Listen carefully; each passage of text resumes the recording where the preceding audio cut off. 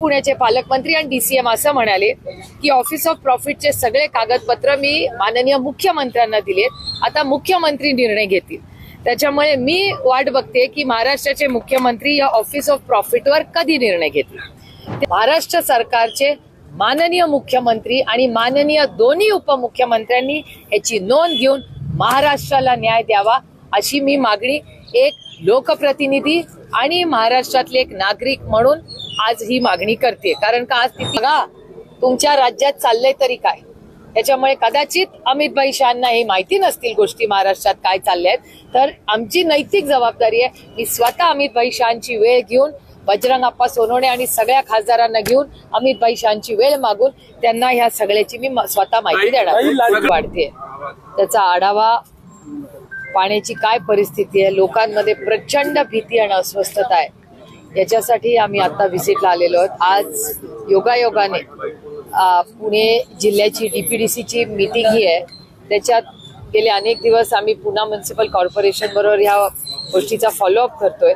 हा विषय मी आजच्या डीपीडीसी मध्ये चर्चेला विनंती करणार आहे प्रशासनाला घ्यायला, आणि पुढे कसं जायचं, काय खरं रूट कॉज आहे याचा सायंटिफिक टेम्पर जे व्यवस्थित तज्ञांशी बोलून पुढे कसं जायचं आणि गोष्ट तातडीने कशी थांबवता येईल, हा खरं तर आउटब्रेक आहे। तर हा आउटब्रेक कसा थांबवता येईल याच्यासाठी आपण सगळ्यांनी प्रयत्न केले पाहिजेत। पण म्हणजे खरं तर एक 10 दिवसापूर्वीच मी पुणे म्युनिसिपल कॉर्पोरेशनला एक मीटिंग घेतली होती आणि त्या मीटिंगमध्ये हे पाण्याच्या प्रदूषणाच्या बद्दल सगळ्यांनीच खूप कंप्लेंट्स केल्या होत्या, त्याची चर्चा मागितली आणि गेली 10 वर्ष मी स्वतः केंद्र आणि महाराष्ट्र सरकार आणि पुणे म्युनिसिपल कॉर्पोरेशनला सातत्याने पत्र लिहिते की ह्या भागात जसं शहर वाढत चाललंय, अनेक ग्रामपंचायती त्या काळात होता, कॉर्पोरेशनमध्ये ती गावं नव्हती, एसटीपी प्लांट्स आणि कॉर्पोरेशनमध्ये अनेक भाग असे आहेत जिथे एसटीपी प्लांट्स नाही आहेत, तरी बिल्डिंग झालेल्या आहेत, त्यांना ओसीज मिळालेले आहेत। हा सगळा जो प्रश्न आहे हा अर्बन प्लॅनिंग फेलियर असं म्हणावं लागेल, असं आत्ता तरी ही परिस्थिती दिसते। आता पुढच्या एक 8-10 दिवसात जेव्हा आपल्याला लॅब्स मधून रिपोर्ट्स येतील या ते तज्ज्ञ बोलतील तेव्हा आपल्याला जास्ती खरं तर कळेल। पण आत्ता पुरतं असं वाटतंय, आत्ता जी प्राथमिक माहिती येते की अर्बन प्लॅनिंग, अर्बन पोल्युशन, प्रदूषण, मग पाण्याचं असेल, हवेचं असेल, या सगळ्या विषयांमुळे रोगराई आज वाढत चालली आणि ह्याच्यासाठी तातडीने सरकारने, आपल्याला आठवत असेल स्मार्ट सिटी नावाचा एक कॉन्सेप्ट 10 वर्षापूर्वी केला होता, करोडो रुपये केंद्र सरकारने त्या काळात पाठवले होते, त्यातले 100-150 कोटी रुपये मला वाटतं ते ॲडवायझरी कन्सल्टंट्सलाच दिले होते, मला आठवतंय।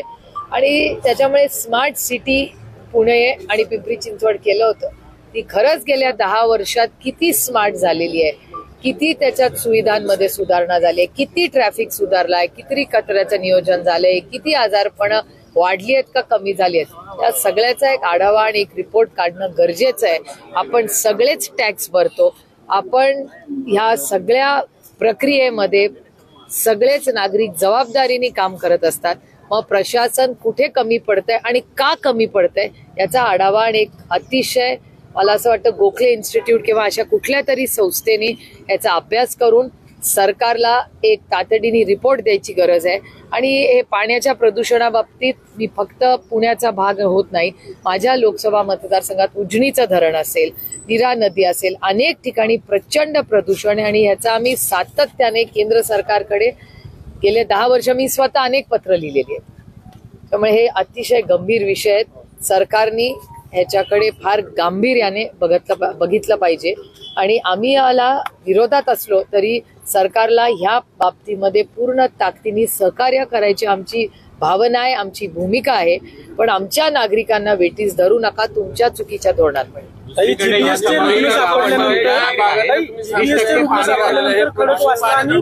शेजारच्या विहिरीचे नमुने तपासणीसाठी दिले, पाणी तपासणीसाठी, तर प्रक्रिया केल्याशिवाय हे पाणी पिणं योग्य नाही असं त्या अहवाल आलेला आहे समोर। त्या अहवालामधूनच कळतंय ना आपल्याला काय परिस्थिती आहे, जे पाण्याचं आणि हवेचं प्रदूषण कारण का इतकं कन्स्ट्रक्शन एकाच वेळी चाललेलं आहे, विटांच्या फॅक्टऱ्या आहेत त्या फार कष्ट करून आम्हाला बंद कराव्या लागल्या, अनेक कुठली ती प्राईड सिटी ना, प्रयाजा सिटी, मला आठवत आहे. हा, तिथे कॉन्क्रीटचे प्लांट्स आहेत त्या प्रयाजा सिटीमध्ये. मी स्वतः तिथे कधी ना कुठल्या कार्यक्रमाच्या निमित्ताने गेले. मला पुणे म्युनिसिपल कमिशनरनी शब्द दिला होता की ते बंद होईल आणि तिथे प्रदूषण कमी होईल. तिथल्या बिल्डिंग्स मधल्या सगळ्या लहान मुलांपासून ज्येष्ठ नागरिकांना सारखा खोकला होत असतो, कारण का तेवढंच तिथे वायू प्रदूषण आहे. तशीच पाण्याची परिस्थिती पुण्यात अनेक वर्ष आहे आणि ते अति व्हायच्या आधीच आम्ही त्याची नोंद केंद्र आणि महाराष्ट्र सरकारला, जशी गंगा साफ करण्यासाठी, गंगा साफ करण्यासाठी केंद्र सरकारने एवढा मोठा निधी दिला, त्याचा आढावा नक्की रिपोर्ट आला नाही. त्या काळात उमा भारतीजी त्याच्या मंत्री होत्या. आता उमाजी खासदारी नाहीयेत आणि उमाजी आज मंत्री नाहीयेत, पण त्यांच्या काळात हा मोठा उपक्रम सुरू केला होता. त्याचं पुढे नक्की काय झालं, त्याचं काय ऑडिट आहे याची माहिती आमच्याकडे नाही. अनेक वेळा आम्ही मागितलेली आहे. तसंच पुणे जिल्हा आणि महाराष्ट्रातल्या या सगळ्या प्रदूषणाचा एक डिटेल आढावा घ्यायची वेळ आलेली आहे आणि ते अर्जंट आहे. म्हणजे इट्स अ रेड अलर्ट. मला विहिरीचं पाहणी केली, त्यानंतर पत्रकार परिषद घेतली, त्यावेळी सांगितलं की ह्या विहिरीचं पाण्याच्यामुळेच त्या रोगाचा प्रसार झालाय. तर महापालिकेचे अधिकारी म्हणतायत की या विहिरीच्या पाण्याचा काही संबंध नाही. नेमकं खोटं कोण बोलतंय? मला असं वाटतं हा खूप गंभीर आरोप आपण करताय, किंवा मीही चॅनल्सवर ते पाहिलेलं आहे. मी श्री आबिटकरांना आज फोन करणार आहे आणि माझ्या ज्या भागाची लोकप्रतिनिधी म्हणून मी तुमच्या सगळ्यांच्या आशीर्वादाने हे काम करते, याचा डिटेल रिपोर्ट त्यांच्याकडून घेणार आहे. कारण का लोकप्रतिनिधी म्हणून मलाही कळलं पाहिजे ना, कारण का प्रशासन एक सांगताय आणि मंत्री एक सांगताय. कमला नेहरू रुग्णालयात मोफत उपचार दिले जात आहेत असं सांगितलं जात आहे, मात्र त्या रुग्णालयात न्यूरोलॉजिस्टच नाहीये. महापालिकेकडनं अशी कोणती जे काही पद असतं ते मंजूरच करण्यात आलं नाहीये. जीबीएस असा आजार आहे जो न्यूरॉन संदर्भात आहे, त्यामुळे तिथे नागरिक पण जाऊ शकत नाही किंवा रुग्ण जाऊ शकत नाही. साधारणपणे सरकारने एकच हॉस्पिटल का करावं? जेव्हा असा एपिडेमिक येतो किंवा अशी कुठली अडचण येते तेव्हा का नाही आपल्या जवळच्या हॉस्पिटलमध्ये जा आणि सरकार तुमचं सगळं जी हॉस्पिटलचा खर्च असेल तो मोफत केला पाहिजे सरकारने. कारण काही सरकारची चुकी आहे ना. सरकारच्या निष्क्रिय कामामुळे ही रोगराई पसरते. त्याच्यामुळे ह्याला नैतिक हा शब्द जरा या सरकारबद्दल विचार करून वापरावा लागतोय दुर्दैवाने, पण काहीतरी नैतिकता या सरकारने ह्या बाबतीत तरी दाखवली. शहरी गरीब योजनेबाबत यांना मोफत उपचार दिले जात आहेत असं सांगितलं जात आहे, पण त्याच्यासाठी अट आहे की आधार कार्डवर पुण्याचाच ऍड्रेस आमची मागणी आहे की आमच्या भागामध्ये आमच्या घराच्या जवळ आणि चांगली सोय द्यायची जबाबदारी ही पुण्याच्या प्रशासनाची आहे, महाराष्ट्र सरकारची आहे. आज डीपीटीसी मध्ये मी मागणी करणार आहे की पुण्यामध्ये कुठलाही, शेवटी तो नागरिक आहे हो, या देशाचा नागरिक आहे. तुम्ही काय आधारवर आता आधार काढून चेक करणार आहे का कुठला पेशंट कुठला आहे? ही माणुसकी आहे, हे सरकार आहे आणि हे सरकार सेवेसाठी आलंय का फक्त दादागिरी आणि एक्स्टॉर्शन करण्यासाठी आलंय? माझी मागणी आज डीपीटीसी मध्ये राहणार आहे की प्रत्येक रुग्ण, मग तो कुठलाही असू दे, तो जर इथे आला आणि हॉस्पिटलच्या दारात गेला तर त्याला मोफत सेवा ही मिळालीच पाहिजे, ही आमची आग्रहाची भूमिका आहे. दुसरीकडे ही जी समाविष्ट गावं आहेत या गावांमधली पाणीपट्टी 20% वाढवण्याचा प्रस्ताव आहे तो स्थायी समितीसमोर महानगरपालिकेने ठेवलेला आहे. एकीकडे शुद्ध पाणी या नागरिकांना मिळत नाही, दुसरीकडे अशा पद्धतीने पाणीपट्टी वाढवण्याचा निर्णय घेतला. आम्ही पाणीपट्टी वाढवू देणार नाही आणि जर पाणीपट्टी वाढवली आता या परिस्थितीत तर आम्ही ताकदीने आंदोलन करू आणि आम्ही पाणीपट्टी वाढवू देणार नाही. या भागातला मेन प्रश्न आहे फिल्ट्रेशन प्लांट. आपण गेली 15 वर्ष इकडल्या खासदारात चौथी टर्म आहे, अगदी खडकवासला धरण अख्खं पूर्ण पोल्युटेड आहे. सगळं ड्रेनेजचं पाणी ते सगळ्या सोसायटी आहेत, हॉटेल, फार्म हाऊस, वेलकेज कंपनी, त्याच्यावर अद्याप काहीच कारवाई होत नाही. बेसिक तिथनं सगळं पोल्युशन होतं. अगदी बरोबर आहे तुमचं. ह्याच्यासाठी मी अनेक वेळा श्री भूपेंदर यादव जे केंद्र सरकारचे या विषयाचे मंत्री आहेत त्यांचीही भेट घेतलेली आहे. कारण पुणे आणि आजूबाजूच्या सगळ्याच भागामध्ये पाण्याचं आणि वायूचं प्रदूषण हे अतिशय गंभीर विषय आहे. त्यांनी अनेक वेळा संवेदनशीलता दाखवलेली आहे. मला दरवेळी जेव्हा जेव्हा या विषयावर त्यांनी सांगितलंय की मी महाराष्ट्र सरकारशी बोलीन आणि आम्ही मार्ग काढू. योगायोगाने कालच सकाळी 7:30 वाजता माझी आणि भूपेंदर यादवांची ह्या विषयाची चर्चा झालेली आहे. त्यांनी मला शब्द दिलेला आहे की ते महाराष्ट्र सरकारशीही बोलतील. काल सकाळच्या आमच्या फोनवरच्या चर्चेतून उद्या मी आजच रात्री दिल्लीला जाणार आहे. उद्या पार्लमेंटचं सेशन सुरू होणार आहे. मी पुन्हा दिल्लीला जाऊन काल जी आमची सकाळची माझी आणि भूपेंद्र यादवजींची चर्चा झाली ती पुढे नेऊन त्यांचं मार्गदर्शन घेऊन त्यांच्याकडून एक्सपर्ट, तज्ज्ञ, निधी या सगळ्याची मागणी आपल्या संपूर्ण भागासाठी आणि महाराष्ट्रासाठी मागणार आहे. हा परिसर जो आहे तो जिल्हा परिषदेकडेच आहे, आरोग्य विभाग महापालिकेकडे नाही हँडओव्हर झालेला. म्हणजे आता इथं प्राथमिक आरोग्य केंद्रच आहेत आपल्याकडे जिल्हा परिषदेचे. हे बघा, ही कारणं झाली, निमित्त आहे फक्त प्रशासनाला पळवाट काढण्याचं. प्रशासन कशाला म्हणतात? प्रशासनाने ओनरशिप घेतली पाहिजे. कोण कुठल्या ताटातलं वाटीत आणि वाटीतलं ताटात असे आरोप नाहीत, त्यांना नाही त्यातून पळ काढता येईल. आणि डीपीटीसी मध्ये हे मी सगळे आज विषय मांडणार आहे. बीडमध्ये दादांनी पुन्हा एकदा सगळ्या तिथल्यांना आज तिथले स्वीकारलं पालकमंत्रीपद आणि तिथे बोलताना अगदी दमबाजीची भाषा केली. सगळे मी खपून घेणार, मोक्का लावेन, आजूबाजू खंडणी कोण मागत असेल तर त्याला मी मोका लावायला पाठीमागं पुढं बघणार नाही असं दादांनी त्या ठिकाणी एक वक्तव्य केलं. सज्जड दम दिलाय दादांनी. सज्जड दम दिलाय. कोणाला दिलाय ते काही लक्षात येत नाही. जर माझे काही प्रश्न आहेत या सगळ्या विषयाबाबत आणि ते सरकारला दिसून आहे की जे गेले 51 दिवस, आज 51वा दिवस आहे, संतोषचा खून झाला त्याच्यानंतर 51 दिवसामध्ये आज अजूनही एक खुनी फरार आहे. आजही आज 51 दिवस झालेले आहेत. मला या सरकारला आठवण करून द्यायची आहे की एक खुनी फरार आहे. मग तो कुठे फरार आहे? असा कसा फरार झाला याचं उत्तर सरकारला द्यावं लागेल. त्याच्यानंतर अनेक आरोप झालेले आहेत. एक तर बीडमध्येच हार्वेस्टरचा घोटाळा, त्याच्यानंतर बीडमध्ये आणि बारामती लोकसभा मतदारसंघात हार्वेस्टर, पीक विमा घोटाळा, हे 2 मोठे घोटाळे झालेले आणि त्याचे कागदपत्र हार्वेस्टर आणि पीक विमाचे हे सगळे तुमच्या चॅनल्सवर आहेत.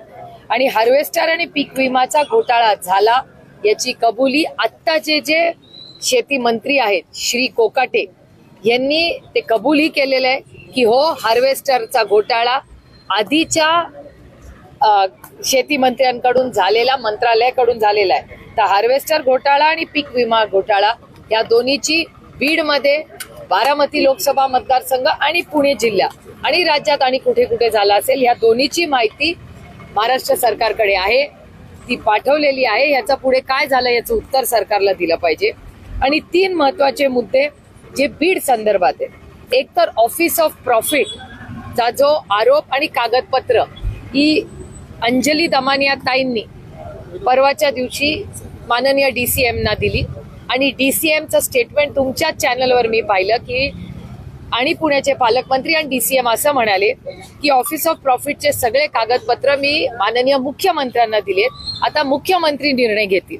त्याच्यामुळे मी वाट बघते की महाराष्ट्राचे मुख्यमंत्री या ऑफिस ऑफ प्रॉफिटवर कधी निर्णय घेतील.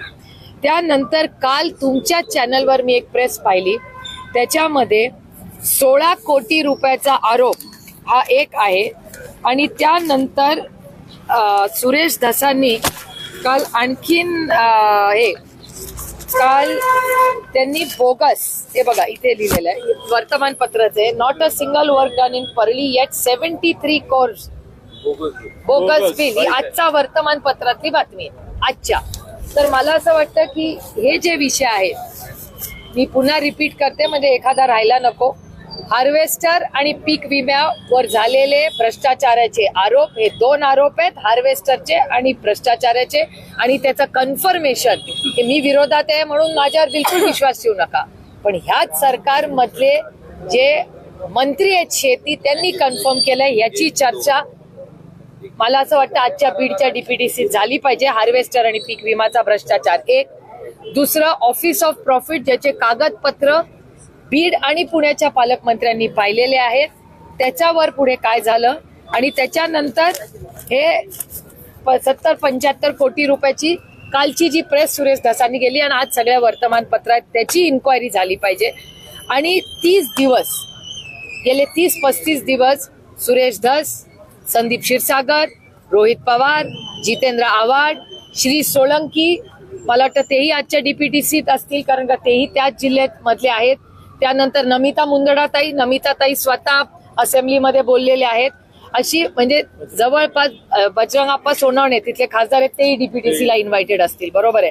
हा विषयाची सुरुवात कोणी केली तर बजरंग अप्पा सोनवणेंनी केली. आणि पहिली मागणी की ज्यांनी खून झाला, या देशाला कळलं कसं की बीड आणि परभणीमध्ये घटना झाल्या, या 2 खून झाले, या हत्या झाला, ह्याची सुरुवात किंवा ह्याला वाचा फोडायची काम कोणी केलं, हे जबाबदारीने बजरंग अप्पा सोनवणेंनी केलं. आणि आज हे सगळे विषय म्हणजे बजरंग अप्पांनी केलेले आरोप, संदीप क्षीरसागरांनी केलेले आरोप, सुरेश धसांनी केलेले आरोप, त्यानंतर नमिता मुंदडांनी केलेले आरोप, सोलंकीजींनी केलेले आरोप, हे सगळे जे आहेत हे स्थानिक आमदार आणि खासदार आहेत बीडचे. या सगळ्यांनी गेल्या 50 दिवसात केलेले आरोप प्रत्यारोप आहेत. माझी अपेक्षा आहे की ह्याच्यात महाराष्ट्र सरकारचे माननीय मुख्यमंत्री आणि माननीय दोन्ही उपमुख्यमंत्र्यांनी ह्याची नोंद घेऊन महाराष्ट्राला न्याय द्यावा, अशी मी मागणी एक लोकप्रतिनिधी आणि महाराष्ट्रातले एक नागरिक म्हणून आज ही मागणी करते. कारण का आज तिथे योगायोगाने तिथली डीपीडीसी आहे. हा पहिला मुद्दा. त्याच्यानंतर 51 दिवस फरार असलेली व्यक्ती आहे कुठे, अशी गायब कशी होऊ शकते, पोलीस यंत्रणा काय करते. आणि जोपर्यंत बीड आणि परभणी, सोमनाथ आणि संतोषला न्याय मिळत नाही, आम्ही कोणीही स्वस्थ बसणार नाही. अजित पवार बीडमध्ये जाऊन सज्जड दम देत आहे. खंडणी प्रकरणातील खरं तर सगळी प्रकरणं आता तिथून उघडकीस आलेले आहेत. मात्र आता ते तिथे जाऊन म्हणतात की मी जर या प्रकरणात कोणी सापडलं तर त्याला मागे पुढे न पाहता ठोस कारवाई करेन किंवा मोकाची कारवाई करेन. एक तर सगळे जे कागदपत्र आहेत ते अंजली दमान यांनी DCM ला दिलेले आहेत. हे मी तुमच्या चॅनलवर पाहिलेलं आहे. आणि DCM असं म्हणाले की आता मी हे सगळे कागद माननीय मुख्यमंत्र्यांना दिले. मुख्यमंत्री मला वाटतं प्रचारासाठी दिल्लीला गेलेत असं तुमच्या चॅनलवरनं कळतंय. त्याच्यामुळे मीही ट्विट करणारे, मीही आज दिल्लीत जाणारे, पण ते कदाचित प्रचारात असतील. मला पार्लमेंटमध्ये हे सगळे मुद्दे मांडावे लागतील. त्यामुळे मी पार्लमेंटमध्ये असणारे पुढचे काही दिवस. तर पार्लमेंटमध्ये हे मुद्दे बजेट सेशनच्या वेळीच पूर्ण ताकदीने महाविकास आघाडीचे सगळे आम्ही खासदार एकत्र मिळून महाराष्ट्रासाठी न्याय मागणार आहोत. महाराष्ट्रात ही जी हप्तेबाजी, भ्रष्टाचार, एक्स्टॉर्शन हे सगळं चाललंय, हे कुठेतरी थांबलं पाहिजे. याच्यासाठी ताकदीने माणुसकीच्या नात्याने आम्ही लढणार आहोत. आणि मी भारतीय जनता पक्ष आणि शिंदे साहेबांचे जे खासदार आहेत त्यांचीही भेट दिल्लीत घेणार आहे पार्लमेंटमध्ये. 31 आणि 1ला माझी भेट होईलच. आणि त्यांना विनंती करणार आहे की जसं महाराष्ट्रामध्ये सगळे पक्ष मिळून या सगळ्या बीडच्या ही जी घटना आहे याच्यामध्ये पूर्ण ताकदीने सगळे पक्ष सोमनाथ आणि संतोषच्या कुटुंबाबरोबर उभं राहिले, तसं माणुसकीच्या नात्याने आपले राजकीय मतभेद हे बाजूला ठेवून आपण सगळ्यांनी याच्यासाठी हाऊसमध्ये लढलं पाहिजे. आपण सगळ्यांनी अमित शहाजींची वेळ घेतली पाहिजे. अमित शहाजींना माहिती दिली पाहिजे की बघा तुमच्या राज्यात चाललंय तरी काय. त्याच्यामुळे कदाचित अमितभाई शहांना हे माहिती नसतील गोष्टी महाराष्ट्रात काय चालल्या आहेत. तर आमची नैतिक जबाबदारी आहे. मी स्वतः अमितभाई शहांची वेळ घेऊन, बजरंग अप्पा सोनवणे आणि सगळ्या खासदारांना घेऊन अमितभाई शहांची वेळ मागून त्यांना ह्या सगळ्याची मी स्वतः माहिती देणार. मी गेले 50 दिवस आमच्या सगळ्यांचीच मागणी, माझी, बजरंग अप्पांची, संदीप क्षीरसागरची, जितेंद्र आव्हाडांची, सुरेश धसांची, अंजली दमानियातांची, आमच्या सगळ्यांची एकच मागणी आहे की एवढे अलिगेशन झाल्यावर नैतिकतेवर निर्णय माणसांनी घ्यावा, एवढीच आमची मागणी आहे. नैतिकता. मग राजीनामा का घेत नाही? हा प्रश्न मला नका विचारू. 4 वाजता याल ना डीपीडीसीला, तेव्हा विचारा. त्याचं उत्तर मी कसं देणार? महिलांना सक्षमीकरण केलं जातंय, परंतु महायुतीतले एक मंत्री आहेत नितेश राणे, ते म्हणतात की बुरका घालून परीक्षेला प्रवेश दिला नाही गेला, कॉपीचं प्रमाण. मी काही स्टेटमेंट ऐकलेलं नाही. मी पत्र वाचलेलंही नाही आणि स्टेटमेंट वाचलेलंही नाही. मी स्टेटमेंट वाचून, पत्र वाचून तुम्हाला असं म्हणणं आहे. मान्य आहे का तुम्हाला अशा पद्धतीनं? मला माहितीच नाही, त्याच्यामुळे मी कसं बोलणार. लाडकी बहीण योजनेमध्ये परराज्यातील महिलांचाही त्या ठिकाणी समावेश करण्यात आलेला आहे. अगोदर आपण पाहिलं की यामध्ये बांगलादेशी महिला पण होत्या. आता या सगळ्यामध्ये परराज्यातील महिलांचंही बनावट कागदपत्र बनवून त्याचा मोबदला घेण्यात आला. मला असं वाटतं की जेव्हा इलेक्शनच्या आधी ज्या पद्धतीने एजन्सी, कुठल्या एजन्सीनी फॉर्म भरून घेतले? सरकारच्याच एजन्सी ना. जर सरकारच्याच एजन्सीनी फॉर्म भरून घेतले तर उत्तर सरकारने दिलं पाहिजे या सगळ्याचं. त्या योजनेचं काय आहे, कधी 2100 रुपये देणार आहेत? 2100 रुपये तर या महिन्यापासून यायला पाहिजे होते, जानेवारी पासून. का 2100 रुपये येत नाहीयेत? आणि आता ज्या सरकारनीच फॉर्म भरून दिले, अधिकाऱ्यांनी एवढे मोठे करोडो रुपये खर्च करून एवढे मोठे कार्यक्रम केले, राखी बांधून घेतली सगळ्यांकडून, त्याचा पुढे काय झालं? मग हे परत घेण्यासाठी तुम्ही हे कार्यक्रम घेतले, याचं उत्तर सरकारला द्यावं लागेल. ताई, साहेबांची तब्येत बिघडली होती, त्यानंतर त्यांनी सर्व दौरे रद्द केले होते. आता तब्येत कशी आहे साहेबांची आणि दौरे कधीपासून चालू होणार आहे? उद्यापासून साहेब सगळ्या कार्यक्रमांना जाणार आहेत. कारण खरं तर 2 मोठ्या घटनाही झाल्या, त्याबद्दल त्यांना स्वतःला काळजी वाटते. एक तर कुंभमेळ्यामध्ये काल झालेलं स्टॅम्पीड, तुम्ही हे सगळे पाहिले असतील फोटो, आजच्या सगळ्या वर्तमानपत्रात आहेत. त्यामुळे कुंभमेळ्यामध्ये काल झालेली जी घटना ही अतिशय दुर्दैवी आहे. त्याच्यात काल बऱ्याच लोकांनी मला, पुण्याचे पण काही लोक तिथे गेले, त्यांचे मला व्हिडिओज आलेले की त्यांना प्रचंड अडचण होते, सहकार्य पाहिजे, मदत हवी आहे. तर कालच निरंजन ज्योतिजी, ज्या अनेक वर्ष माझ्याबरोबर खासदार राहिलेले आहेत, केंद्र सरकारमध्ये मंत्रीही राहिलेले आहेत, निरंजन ज्योतिजींचं काल एक स्टेटमेंट आलेलं आहे की इथे आर्मी लावा, कारण का इथे प्रशासन पूर्णपणे कोलॅप्स झालेलं आहे. हे स्टेटमेंट भारतीय जनता पक्षाच्या खासदार निरंजन ज्योतिजींचं आलेलं आहे. त्याच्यामुळे मला असं वाटतं की उत्तर प्रदेशच्या सरकारने याच्यात काळजी घेतली पाहिजे. आपल्याही भागातले, महाराष्ट्रातले अनेक लोक प्रयागराजला जात आहेत, सांभाळून जावा, इथे गर्दी आहे, इन्फ्रास्ट्रक्चर कोलॅप्स होतोय अशी सारखी माहिती येते. त्याच्यामुळे आपण सगळे त्यांच्या मदतीला तर अवेलेबल आहोत, पण उत्तर प्रदेशच्या सरकारने महाराष्ट्र आणि देशातून उत्तर प्रदेशमध्ये लोक येत आहेत, त्याच्याबद्दल काळजी घेतली पाहिजे. आणि जर सरकारकडून काम होत नसेल तर मला असं वाटतं जी मागणी तिथे ग्राउंडवर साध्वी निरंजन देवी जी मागणी करतायत, ती मागणी जर गरज असेल तर त्याचा तातडीने निर्णय.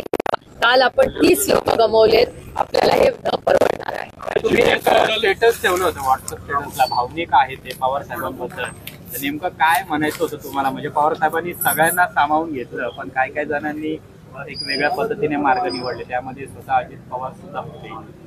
नेमकं तुमचं स्टेटस काय? नाही, माझा तेवढा तर अधिकार मला संविधानाने दिलाय. सरकारला मृतांच्या आकड्याबाबत म्हणजे जे व्हिडिओज येत आहेत तिथून ते अतिशय म्हणजे अस्वस्थ करणारे आहेत. त्याच्यामुळे नक्की नंबर काय, माझं म्हणणं आहे किती नंबर असला, एक माणूस जरी स्टॅम्पीड होणं हेच वाईट आहे. याचा अर्थ कुठेतरी इन्फ्रास्ट्रक्चर कोलॅप्स झालेलंच आहे. आणि साध्वी निरंजन देवी स्वतः कन्फर्म करतायत ना, त्या स्वतः अनेक वर्ष माझ्या बरोबर खासदार राहिलेले आहेत, मंत्री राहिलेले आहेत केंद्र सरकारमध्ये. जेव्हा साध्वी निरंजन देवी कन्फर्म करतायत की तिथे कोलॅप्स झालेला आहे आणि आर्मी बोलवा, अजून काय प्रूफ पाहिजे आपल्याला? पण उत्तर प्रदेशचे मंत्री म्हणतात की अशा मोठ्या कार्यक्रमामध्ये अशा घटना घडत राहतात.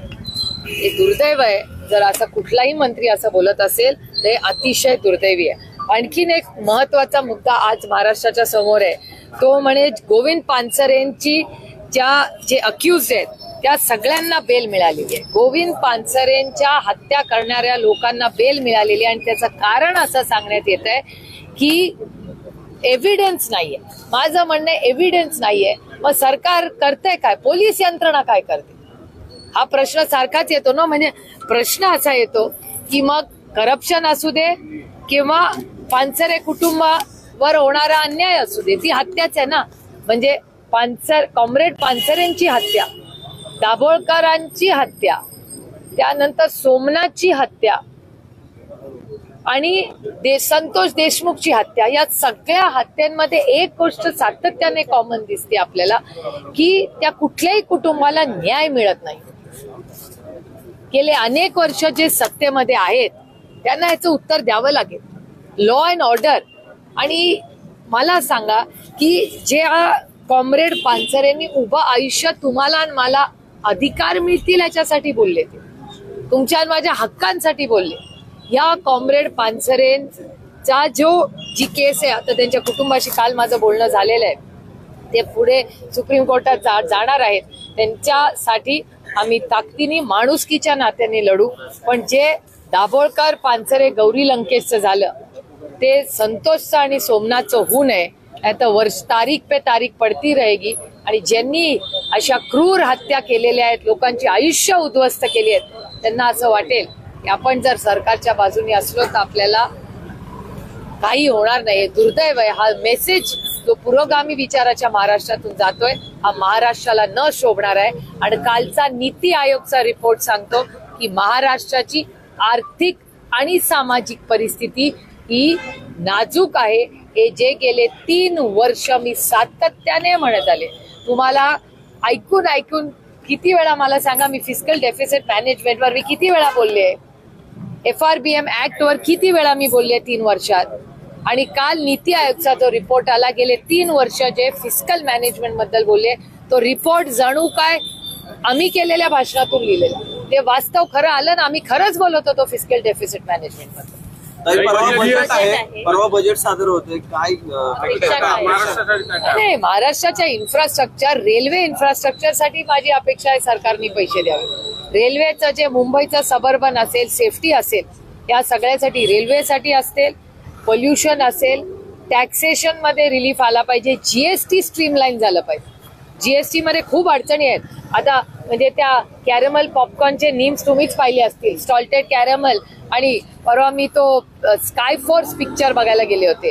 आता माझ्या मुलीनी सॉल्टेड आणि कॅरमल मिक्स मागितलं, तर मी माझ्या मुलीला म्हणलं असं करू नकोस बेटा, सॉल्टेडचा 5%, कॅरमलचा 18%, हे सगळं बिचाऱ्या त्या पॉपकॉर्नवाल्याला त्रास देऊ नकोस.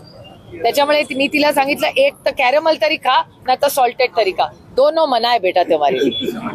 हे दुर्दैवी अशी परिस्थिती आहे ना.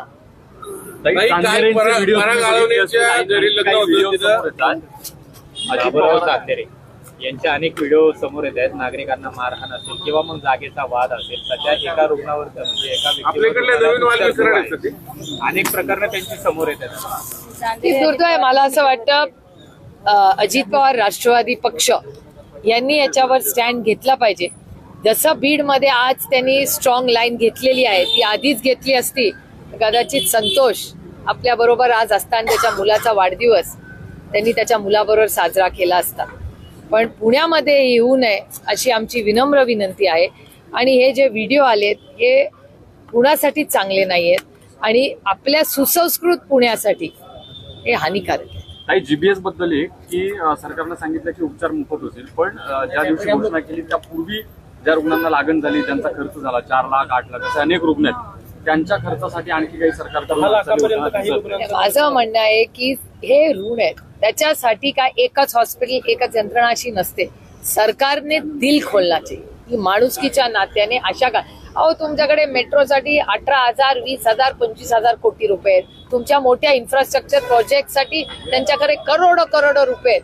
तर एवढे पैसे या सरकारकडे आहेत, तर थोडेसे पैसे आमचे गरीब कष्ट करणाऱ्या आजारी रुग्णांसाठी दिले, ज्याचं कमिटमेंट त्यांनी केलेलं आहे, तर काय हरकत आहे या सरकारला. एवढे मोठे इन्फ्रास्ट्रक्चर प्रोजेक्ट करतात ना, थोडेसे पैसे मेडिकल मध्ये घाला ना.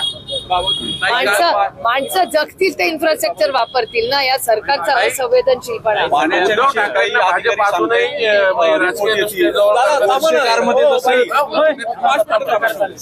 ठाकरेंना भाजप बाजूने जवळ करताना दिसतंय. काल पराग आळवणेंच्या लग्न समारंभात चंद्रकांत पाटील म्हटले, जर तुम्ही परत आमच्यासोबत आले तर आनंदच आहे. ऑफ द रेकॉर्ड स्टेटमेंट आहे. ऑफ द रेकॉर्ड स्टेटमेंट होतं का तुमच्या चॅनलवर होतं? सुवर्ण क्षणाची वाट पाहतोय. आमच्यापर्यंत पोहोचून अशी वस्तू झाली माहिती समजलं.